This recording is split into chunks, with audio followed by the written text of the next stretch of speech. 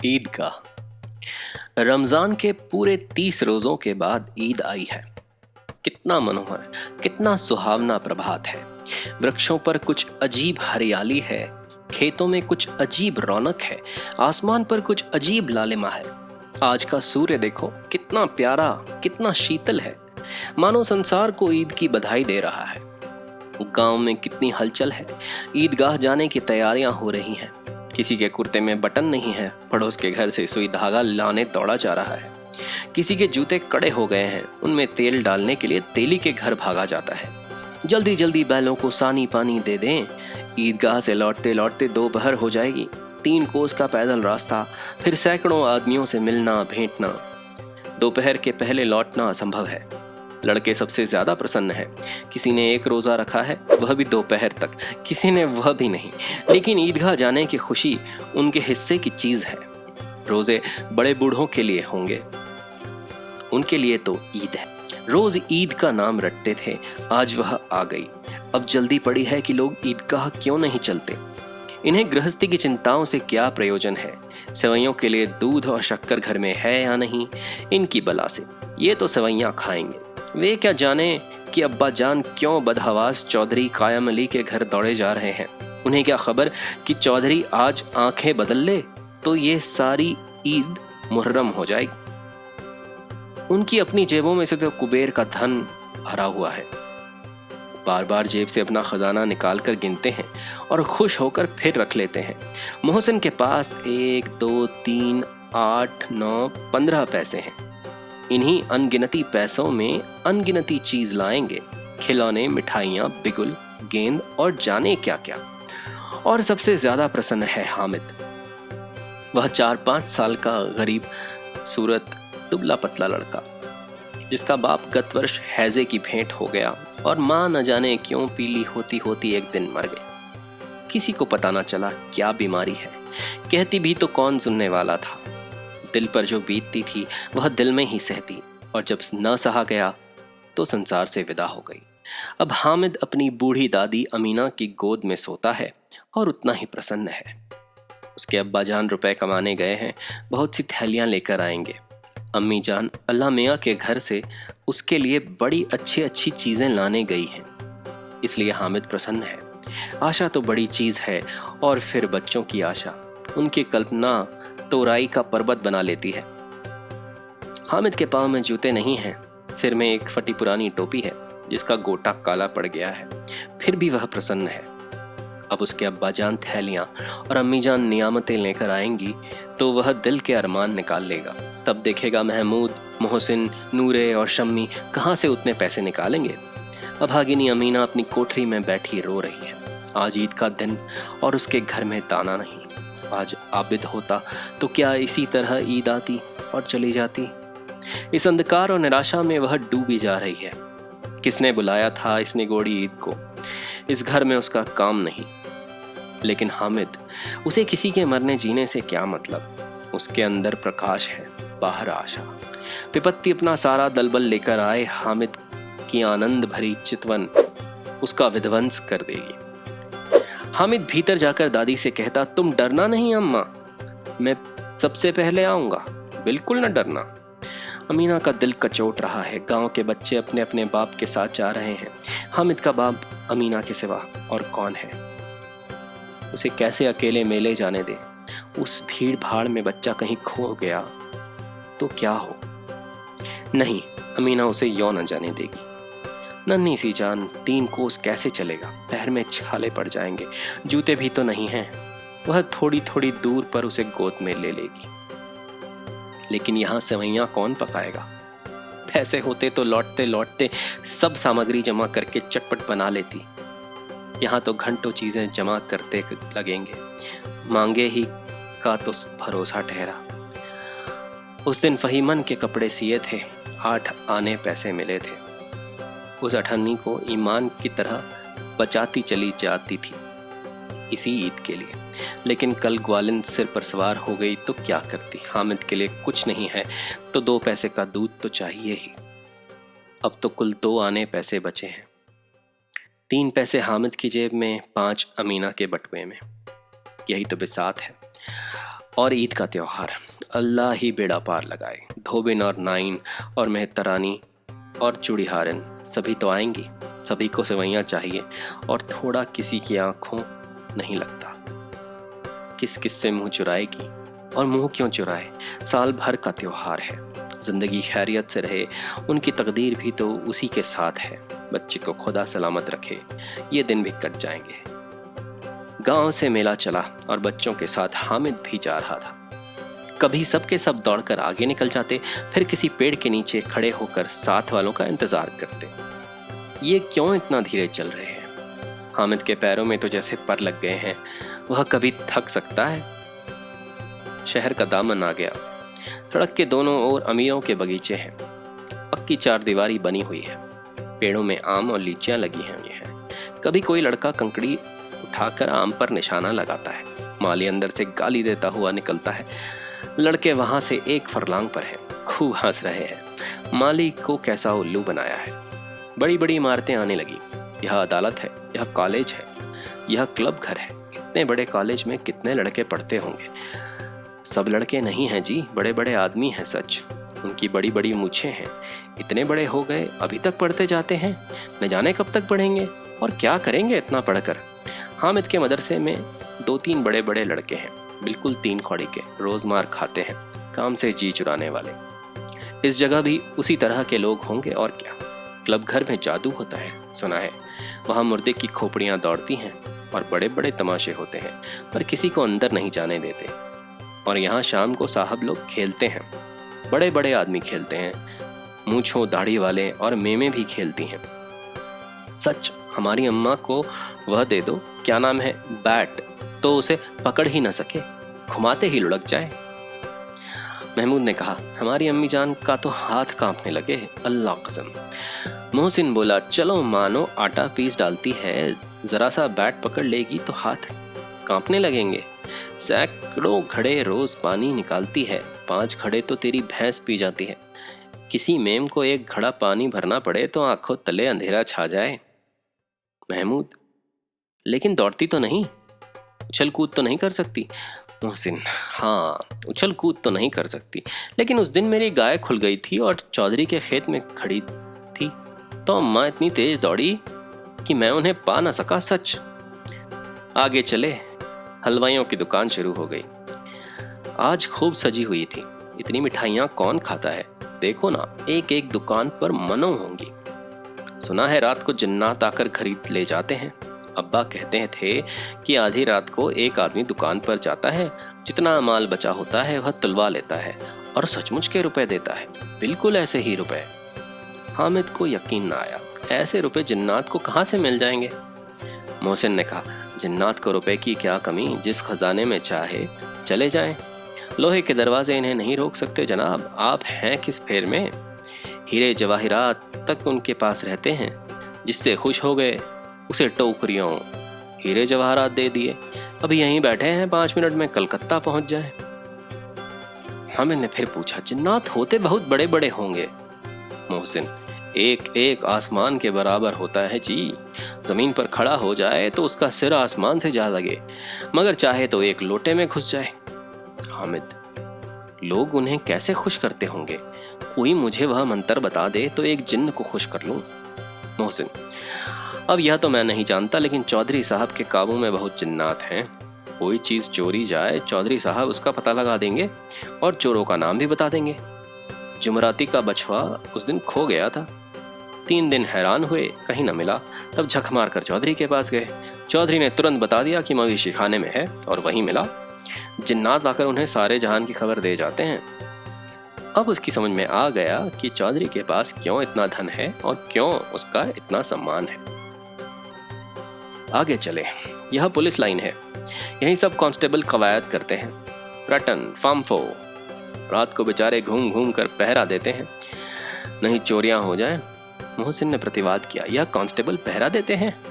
तभी तुम बहुत जानते हो। अजी हजरत, यही चोरी कराते हैं। शहर के जितने चोर डाकू हैं सब इनसे मिलते हैं। रात को ये लोग चोरों से तो कहते हैं कि चोरी करो, और आप दूसरे मोहल्ले में जाकर जागते रहो पुकारते हैं। जब ही इन लोगों के पास इतने रुपए आते हैं। मेरे मामू एक थाने में कांस्टेबल हैं, 20 रुपया महीना पाते हैं, लेकिन 50 रुपए घर भेजते हैं। अल्लाह कसम। मैंने एक बार पूछा था कि मामू आप इतने रुपए कहाँ से पाते हैं? हंसकर कहने लगे, बेटा अल्लाह देता है। फिर आप ही बोले, हम लोग चाहें तो एक दिन में लाखों मार लाएं, हम तो इतना ही ले लेते हैं जिसमें बदनामी ना हो और नौकरी ना चली जाए। हामिद ने पूछा, ये लोग चोरी करवाते हैं तो कोई इन्हें पकड़ता नहीं? मोहसिन उसकी नादानी पर दया दिखाकर बोला, अरे पागल, इन्हें कौन पकड़ेगा, पकड़ने वाले तो ये खुद हैं। लेकिन अल्लाह इनको सजा भी खूब देता है, हराम का माल हराम में जाता है। थोड़े ही दिन हुए मामू के घर आग लग गई, सारी लेई पूंजी जल गई, एक बर्तन तक न बचा। कई दिन पेड़ के नीचे सोए, अल्लाह कसम, पेड़ के नीचे।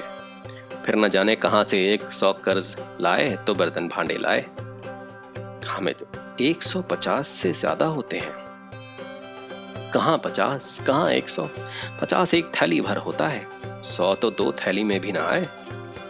अब बस्ती घने होने लगी थी, ईदगाह जाने वालों की टोलियां आग नजर आने लगी थी, एक से एक भड़कीले वस्त्र पहने हुए, कोई इक्के तांगे पर सवार, कोई मोटर पर, सभी इत्र में बसे, सभी के दिलों में उमंग। ग्रामीणों का यह छोटा सा दल अपनी विपन्नता से बेखबर, संतोष और धैर्य से मगन चला जा रहा था। बच्चों के लिए नगर की सभी चीजें अनोखी थीं, जिस चीज की ओर ताकते ताकते ही रह जाते और पीछे से बार बार हॉर्न की आवाज होने पर भी न चेतते। हामिद तो मोटर के नीचे जाते जाते बचा, सहसा ईदगाह आ गया। ऊपर इमली के घने वृक्षों की छाया है, नीचे पक्का फर्श है जिस पर जाजिम बिछा हुआ है, और रोजेदारों की पंक्तियां एक के पीछे एक न जाने कहां तक चली गई हैं, पक्की जगत के नीचे तक, जहां जाजिम भी नहीं है। नए आने वाले आकर पीछे की कतार में खड़े हो जाते हैं, आगे जगह नहीं है। यहाँ कोई धन और पद नहीं देखता, इस्लाम की निगाह में सब बराबर है, सब बराबर है। इन ग्रामीणों ने भी वजू किया और पिछली पंक्ति में खड़े हो गए। कितना सुंदर संचालन है, कितनी सुंदर व्यवस्था। लाखों सिर एक साथ सजदे में झुक जाते हैं, फिर सब के सब एक साथ खड़े हो जाते हैं, एक साथ झुकते हैं और एक साथ घुटनों के बल बैठ जाते हैं। कई बार यही क्रिया होती है, जैसे बिजली की लाखों बत्तियां एक साथ प्रदीप्त हो और एक साथ बुझ जाएं, और यही क्रम चलता रहे। कितना अपूर्व दृश्य था, जिसकी सामूहिक क्रियाएं, विस्तार और अनंतता हृदय को श्रद्धा, गर्व और आत्मानंद से भर देती हैं। मानो भ्रातृत्व का एक सूत्र इन समस्त आत्माओं को एक लड़ी में पिरोए हुए है। नमाज खत्म हो गई है, लोग आपस में गले मिल रहे हैं, तब मिठाई और खिलौनों की दुकान पर धावा होता है। ग्रामीणों का यह दल इस विषय में बालकों से कम उत्साही नहीं है। यह देखो हिंडोला है, 1 पैसे देकर चढ़ जाओ, कभी आसमान पर जाते हुए मालूम होंगे, कभी जमीन पर गिरते हुए। यही चरखी है, लकड़ी के हाथी, घोड़े, ऊंट छड़ों से लटके हुए हैं। 1 पैसा देकर बैठ जाओ और 25 चक्करों का मजा लो। हामिद दूर खड़ा है, 3 ही पैसे तो हैं उसके पास। अपने कोष का 1/3 जरा चक्कर खाने के लिए वह नहीं दे सकता। सब चरखियों से उतरते हैं, अब खिलौने लेंगे। इधर दुकानों की कतार लगी हुई है, तरह तरह के खिलौने हैं, सिपाही, गुजरिया, राजा और वकील, भिश्ती और धोबिन और साधु। वाह कितने सुंदर खिलौने हैं। अब बोला ही जाते हैं। अहमद सिपाही लेता है, खाकी वर्दी और लाल पगड़ी वाला, कंधे पर बंदूक रखे हुए मालूम होता है, अभी कवायद किए चला आ रहा है। मोहसिन को भिश्ती पसंद आया, कमर झुकी हुई, ऊपर मश्क रखे हुए हैं, मश्क का मुंह एक हाथ से पकड़े हुए है। कितना प्रसन्न है, शायद कोई गीत गा रहा है। बस मश्क से पानी उड़ेला जाता है। नूरे को वकील से प्रेम है, कैसी विद्वता है उसके मुख पर। काला चोगा, नीचे सफेद अचकन के सामने की जेब में खड़ी सुनहरी जंजीर, एक हाथ में कानून का पोथा लिए हुए है। मालूम होता है अभी किसी अदालत से जिरह या बहस किए चले आ रहे हैं। ये सब 2-2 पैसे के खिलौने हैं। हामिद के पास कुल 3 पैसे हैं। इतने महंगे खिलौने वह कैसे ले? खिलौना कहीं हाथ से छूट पड़े तो चूर चूर हो जाए, जरा पानी पड़े तो सारा सारा रंग खुल जाए। ऐसे खिलौने लेकर वह क्या करेगा, किस काम के? मोहसिन कहता, मेरा भिश्ती रोज पानी दे जाएगा सांझ सवेरे। महमूद, और मेरा सिपाही घर का पहरा देगा। कोई चोर आएगा तो फौरन बंदूक से फेर देगा। नूरे और मेरा वकील खूब मुकदमा लड़ेगा। शम्मी और मेरी धोबिन रोज कपड़े धोएगी। हामिद खिलौनों की निंदा करता है। मिट्टी के ही तो हैं, गिरे तो चकनाचूर हो जाएं। लेकिन ललचाई हुई आंखों से खिलौनों को देख रहा है और चाहता है कि जरा देर के लिए उन्हें हाथ में ले सकता है। उसके हाथ अनायास ही लपकते हैं, लेकिन लड़के इतने त्यागी नहीं होते, विशेषकर जब अभी नया शौक हो। हामिद ललचाया रह जाता है। खिलौनों के बाद मिठाइयाँ आती हैं। किसी ने रेवड़ियाँ ली हैं, किसी ने गुलाब जामुन, किसी ने सोहन हलवा। मज़े से खा रहे हैं। हामिद बिरादरी से पृथक है। अभागे के पास 3 पैसे हैं, क्यों नहीं कुछ लेकर खाता। ललचाई आंखों से सबकी ओर देखता है। मोहसिन कहता है, हामिद रेवड़ी ले ले, कितनी खुशबूदार है। हामिद को संदेह हुआ, वह केवल क्रूर विनोद है। मोहसिन इतना उदार नहीं है, लेकिन यह जानकर भी उसके पास जाता है। मोहसिन दोने से एक रेवड़ी निकालकर हामिद की ओर बढ़ाता है। हामिद हाथ फैलाता है। मोहसिन रेवड़ी अपने मुंह में रख लेता है। महमूद, नूरे और शम्मी खूब तालियां बजा बजा कर हंसते हैं। हामिद खिसिया जाता है। मोहसिन, अच्छा अब की जरूर देंगे हामिद, अल्लाह कसम ले जा। हामिद, रखे रहो। क्या मेरे पास पैसे नहीं हैं? शम्मी, 3 ही पैसे तो हैं, 3 पैसे में क्या क्या लोगे? अहमद, हमसे गुलाब जामुन ले जाओ हामिद, मोहसिन बदमाश है। हामिद, मिठाई कौन बड़ी नेमत है, किताब में इसकी कितनी बुराइयां लिखी हैं। मोहसिन, लेकिन दिल में कह रहे होंगे कि मिले तो खा लें, अपने पैसे क्यों नहीं निकालते। महमूद, हम समझते हैं इसकी चालाकी, जब हमारे सारे पैसे खर्च हो जाएंगे तो हमें ललचा ललचा कर खाएगा। मिठाइयों के बाद कुछ दुकानें लोहे की चीज़ों की है, कुछ गिलट और कुछ नकली गहनों की। लड़कों के लिए वहाँ कोई आकर्षण न था, वे सब आगे बढ़ जाते हैं। हामिद लोहे की दुकान पर रुक जाता है। कई चिमटे रखे हुए थे। उसे ख्याल आया, दादी के पास चिमटा नहीं है। तवे से रोटियां उतारती है तो हाथ जल जाता है। अगर वह चिमटा ले जाकर दादी को दे दे तो वह कितनी प्रसन्न होगी, फिर उनकी उंगलियां कभी नहीं जलेंगी। घर में एक काम की चीज हो जाएगी। खिलौने से क्या फायदा, व्यर्थ में पैसे खराब होते हैं। जरा देर ही तो खुशी होती है, फिर तो खिलौनों का कोई आंख उठाकर नहीं देखता। यह तो घर पहुंचते पहुंचते टूट फूट कर बराबर हो जाएंगे। चिमटा कितने काम की चीज है। रोटियां तवे से उतार लो, चूल्हे से सेंक लो। कोई आग मांगने आए तो झटपट चूल्हे से आग निकाल कर उसे दे दो। दादी बेचारी को कहाँ फुर्सत है कि बाजार आए, और इतने पैसे ही कहाँ मिलते हैं, रोज हाथ जला लेती है। हामिद के साथ ही आगे बढ़ गए। सबील पर सबके सब शरबत पी रहे हैं। देखो सब कितने लालची हैं, इतनी मिठाइयाँ ली, मुझे किसी ने एक भी ना दी। उस पर कहते हैं मेरे साथ खेलो, मेरा यह काम करो। अब अगर किसी ने मुझे कोई काम करने को कहा तो पूछूंगा, खाएं मिठाइयाँ, आप मुंह सड़ेगा, फोड़े फुंसियाँ निकलेंगी, आप ही जबान चटोरी हो जाएगी। तब घर से पैसे चुराएंगे और मार खाएंगे। किताब में झूठी बातें थोड़े ही लिखी हैं, मेरी जबान क्यों खराब होगी। दादी चिमटा देखते ही दौड़कर मेरे हाथ से ले लेगी और कहेंगी, मेरा बच्चा दादी के लिए चिमटा लाया है। हजारों दुआएं देंगी, फिर पड़ोस की औरतों को दिखाएंगी। सारे गांव में चर्चा होने लगेगी, हामिद चिमटा लाया है, कितना अच्छा लड़का है। इन लोगों के खिलौनों पर कौन इन्हें दुआएं देगा। बड़ों की दुआएं सीधे अल्लाह के दरबार में पहुंचती हैं और तुरंत सुनी जाती हैं। मेरे पास पैसे नहीं हैं। तभी मोहसिन और महमूद यों मिजाज दिखाते हैं, मैं भी इनसे मिजाज दिखाऊंगा। खेलें खिलौने और खाएं मिठाइयाँ। मैं नहीं खेलता खिलौने, किसी का मिजाज क्यों सहूं। मैं गरीब सही, किसी से कुछ मांगने तो नहीं जाता। आखिर अब्बा जान कभी ना कभी आएंगे, अम्मी भी आएंगी। फिर इन लोगों से पूछूंगा कितने खिलौने लोगे। एक एक को कटोरियों खिलौने दूं और दिखा दूं कि दोस्तों के साथ किस तरह का सलूक किया जाता है। यह नहीं कि एक पैसे की रेवड़ियां ली तो चिढ़ाकर खाने लगे। सबके सब हंसेंगे कि हामिद ने चिमटा लिया है। हंसे मेरी बला से। उसने दुकानदार से पूछा, यह चिमटा कितने का है। दुकानदार ने उसकी ओर देखा और कोई आदमी साथ में देखकर कहा, यह तुम्हारे काम का नहीं है जी, बिकाऊ है कि नहीं। बिकाऊ क्यों नहीं है और यहाँ क्यों लाद लाए हैं, तो बताते क्यों नहीं, क्या पैसे का है। 6 पैसे लगेंगे। हामिद का दिल बैठ गया। ठीक ठीक बताओ। ठीक ठीक 5 पैसे लगेंगे, लेना हो तो लो, नहीं तो चलते बनो। हामिद ने कलेजा मजबूत करके कहा, 3 पैसे लोगे। यह कहता हुआ वह आगे बढ़ गया कि दुकानदार की घुड़कियां ना सुने। लेकिन दुकानदार ने घुड़कियां नहीं दी, बुलाकर चिमटा दे दिया। हामिद ने उसे इस तरह कंधे पर रखा मानो बंदूक है, और शान से अकड़ता हुआ संगियों के पास आया। जरा सुने सबके सब क्या क्या आलोचनाएं करते हैं। मोहसिन ने हंसकर कहा, यह चिमटा क्यों लाया है पगले, इससे क्या करेगा? हामिद ने चिमटे को पटक कर कहा, जरा अपना भिश्ती जमीन पर गिरा दो, इसकी सारी पसलियां चूर चूर हो जाएं बच्चा की। महमूद बोला, यह चिमटा कोई खिलौना है? हामिद, खिलौना क्यों नहीं है? अभी कंधे पर रखा बंदूक हो गई, हाथ में ले लिया फकीरों का चिमटा हो गया। चाहूं तो इसे मंजीरे का काम ले सकता हूँ। एक चिमटा जमा दूं तो तुम लोगों के सारे खिलौनों की जान निकल जाए। तुम्हारे खिलौने कितना ही जोर लगावे, मेरे चिमटे का बाल भी बांका नहीं कर सकते। मेरा बहादुर शेर है चिमटा। शम्मी ने खंजरी ली थी, प्रभावित होकर बोला, मेरी खंजरी से बदलोगे? 2 आने की है। हामिद ने खंजरी की ओर उपेक्षा से देखा। मेरा चिमटा चाहे तो तुम्हारी खंजरी का पेट फाड़ दे, बस एक चिमटे की झल्ली लगा दी।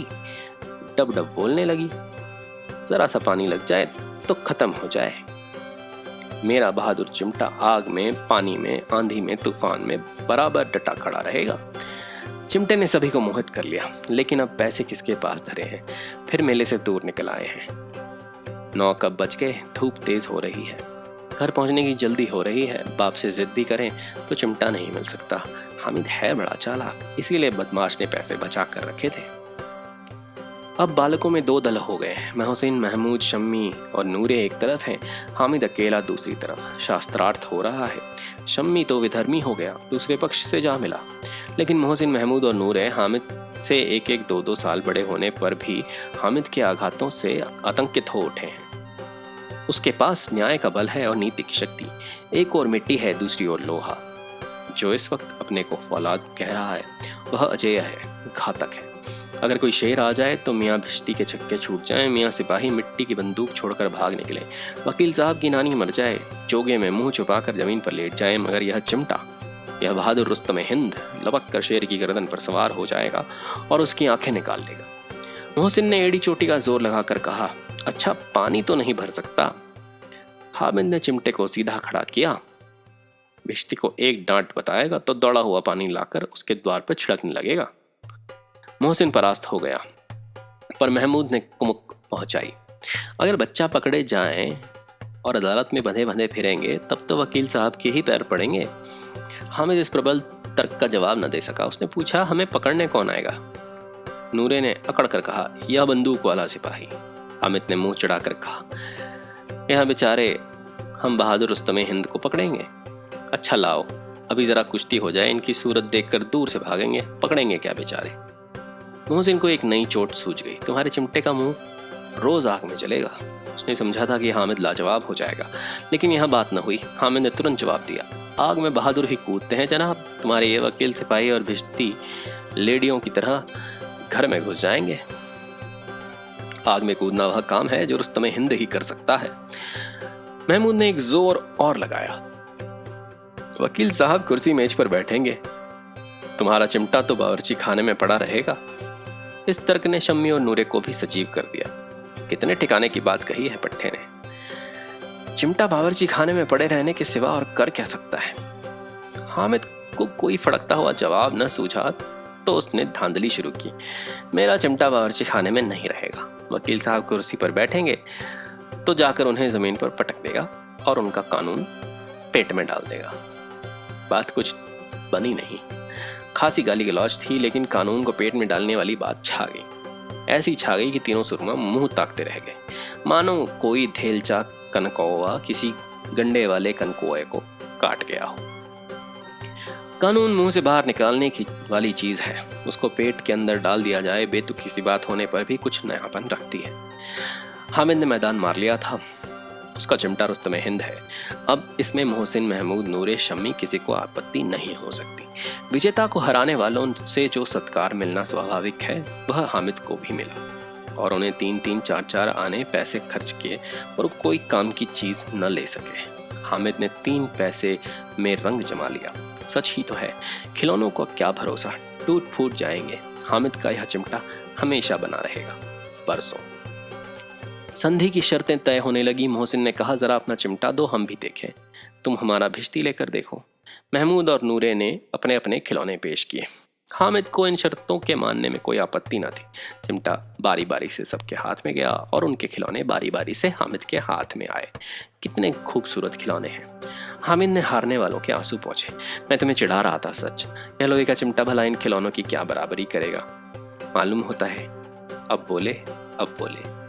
लेकिन महमूद की पार्टी को इस दिलासे से संतोष नहीं होता। चिमटे का सिक्का खूब बैठ गया है। चिपका हुआ टिकट अब पानी से नहीं छूट रहा। मोहसिन, लेकिन इन खिलौनों के लिए कोई हमें दुआ न देगा।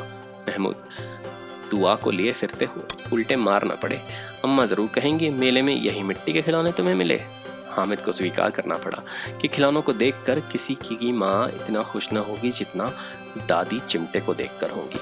3 पैसों में ही सब कुछ करना था और उन पैसों के इस उपयोग पर पछतावे की बिल्कुल जरूरत न थी। फिर अब तो चिमटा रुस्तमे हिंद है और सभी खिलौनों का बादशाह। रास्ते में महमूद को भूख लगी। उसके बाप ने केले खाने को दिए थे। महमूद ने केवल हामिद को साक्षी बनाया। उसके अन्य मित्र मुंह ताकते रह गए। यह उस चिमटे का प्रसाद था। 11 बजे सारे गांव में हलचल मच गई। मेले वाले आ गए। मोहसिन की छोटी बहन ने दौड़कर भिश्ती उसके हाथ से छीन लिया और मारे खुशी के जो उछली तो मियाँ भिश्ती नीचे आ गए और सुरलोक से धारे। इस पर भाई बहन में मारपीट हुई। दोनों खूब रोए। उनकी अम्मा यह शोर सुनकर बिगड़ी और दोनों को ऊपर से 2-2 चांटे और जमाए। मियाँ नूरे के वकील का अंत उसके प्रतिष्ठा अनुकूल इससे ज्यादा गौरवमय हुआ। वकील जमीन पर या ताक पर तो नहीं बैठ सकता। उसकी मर्यादा का विचार तो करना ही होगा। दीवार में 2 खूंटियां गाड़ी गईं। उन पर लकड़ी का एक पटरा रखा गया। पटरे पर कागज का कालीन बिछाया गया। वकील साहब राजा भोज की भांति सिंहासन पर विराजे। नूरे ने उन्हें पंखा झलना शुरू किया। अदालतों में खस की पत्तियां और बिजली के पंखे रहते हैं, क्या यहाँ मामूली पंखा भी ना हो? कानून की गर्मी दिमाग पर चढ़ जाएगी कि नहीं। बांस का पंखा आया और नूरे हवा करने लगा। मालूम नहीं पंखे की हवा से या पंखे की चोट से वकील साहब स्वर्गलोक से मृत्युलोक में आ रहे और उनका माटी का चोला माटी में मिल गया। बड़े जोर जोर से मातम हुआ और वकील साहब की अस्थि घूरे पर डाल दी गई। अब रहा महमूद का सिपाही। उसे चटपट गांव का पहरा देने का चार्ज मिल गया था। लेकिन पुलिस का सिपाही कोई साधारण व्यक्ति तो था नहीं जो अपने पैरों चले। वह पालकी पर चलेगा। एक टोकरी आई। उसमें कुछ लाल रंग के फटे पुराने चिथड़े बिठाए गए। उसमें सिपाही साहब आराम से लेटे। नूरे ने यह टोकरी उठाई और अपने द्वार का चक्कर लगाने लगा। उसके दोनों भाई सिपाही की तरफ से सोने वाले जागते रहो पुकारते हैं, मगर रात तो अंधेरी होनी ही चाहिए। महमूद को ठोकर लग जाती है। टोकरी उसके हाथ से छूटकर गिर पड़ती है और मियाँ सिपाही अपनी बंदूक लिए जमीन पर आ जाते हैं और उनकी एक टांग में विकार आ जाता है। महमूद को आज ज्ञात हुआ कि वह अच्छा डॉक्टर है। उसको ऐसा मरहम मिल गया है जिससे वह टूटी टांग को आनन फानन में जोड़ सकता है। केवल गूलर का दूध चाहिए। गूलर का दूध आता है, टांग जोड़ दी जाती है। लेकिन सिपाही को ज्यों ही खड़ा किया जाता है, टांग जवाब दे देती है। शल्य क्रिया असफल हुई। तब उसकी दूसरी टांग भी तोड़ दी जाती है। अब कम से कम एक जगह आराम से बैठ तो सकता है। एक टांग से तो न चल सकता था न बैठ सकता था। अब वह सिपाही सन्यासी हो गया है। अपनी जगह पर बैठा बैठा पहरा देता है। कभी कभी देवता भी बन जाता है। उसके सिर पर झालरदार साफा खुरच दिया गया है। अब उसका जितना रूपांतर चाहो कर सकते हो। कभी कभी तो उसे बाट का काम लिया जाता है। अब मियाँ हामिद का हाल सुनिए। अमीना उसकी आवाज़ सुनते ही दौड़ी और उसे गोद में उठाकर प्यार करने लगी। सहसा उनके हाथ में चिमटा देखकर चौंकी। यह चिमटा कहाँ था? मैंने मोल लिया है। क्या पैसे में? 3 पैसे दिए। अमीना ने छाती पीट ली। यह कैसा बेसमझ लड़का है कि दोपहर हुआ कुछ खाया ना पिया, लाया क्या चिमटा। सारे मेले में तुझे कोई और चीज ना मिली जो यह लोहे का चिमटा उठा लाया। हामिद ने अपराधी भाव से कहा, तुम्हारी उंगलियां तवे से जल जाती थीं, इसीलिए मैंने इसे लिया। बुढ़िया का क्रोध तुरंत स्नेह में बदल गया और स्नेह भी वह नहीं जो प्रगल्भ होता है और अपनी सारी कसक शब्दों से बिखेर देता है। यह मूक स्नेह था, खूब ठोस, रस और स्वाद से भरा हुआ। बच्चे में कितना त्याग, कितना सद्भाव और कितना विवेक है। दूसरों को खिलौना लेते और मिठाई खाते देखकर इसका मन कितना ललचाया होगा। इतना जब्त इससे कैसे हुआ? वहां भी इसे अपनी बुढ़िया दादी की याद बनी रही। अमीना का मन गदगद हो गया। और अब एक बड़ी विचित्र बात हुई, हामिद के इस चिमटे से भी विचित्र। बच्चे हामिद ने बूढ़े हामिद का पार्ट खेला था। बुढ़िया अमीना बालिका अमीना बन गई थी। वह रोने लगी, दामन फैलाकर हामिद को दुआएं देती जाती और आंसू की बड़ी बड़ी बूंदें गिराती जाती। हामिद इसका रहस्य क्या समझता था।